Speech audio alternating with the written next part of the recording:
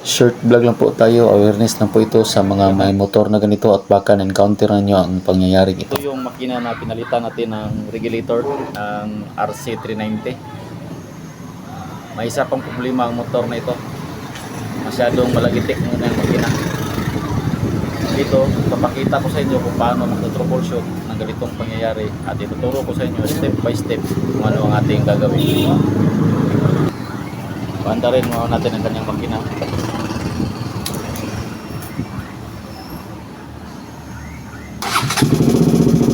Yan, makikita natin ang nag-charge na yung kanyang battery.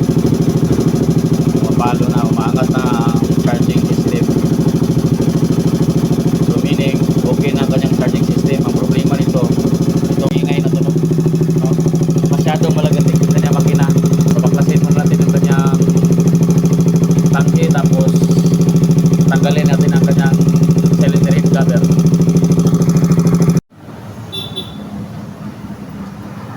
Ito na siya mga friend, tanggal na natin. Ang sira pala niya yung kanyang shim. Lumukso yung kanyang shim dito. Pag tanggal ko kanina itong shim na ito, makikita.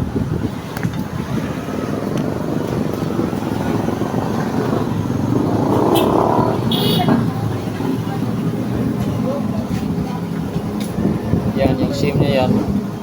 Wala na yan dyan, nahulog na yan, doon sa lalim. Dito na namin nakuha, bote na dala, magnet namin.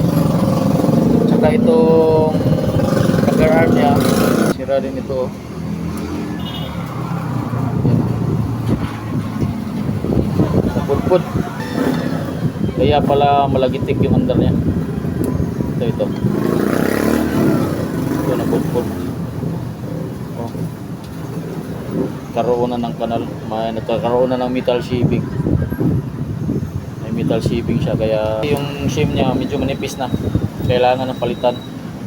Kaya yung shim na nakataob na, hindi gaya dito sa kabila, yung shim na nakauspo pa. Ito yung shim na lumukso, yan, nakataob na. Kaya ito naepektuhan, nasira din. Yun lang sa ngayon mga friend, kasi mag-order pa tayo ng pisa nito kasi wala tayong parts dito sa atin. Ganitong mga makina. Order muna tayo. Yan lang.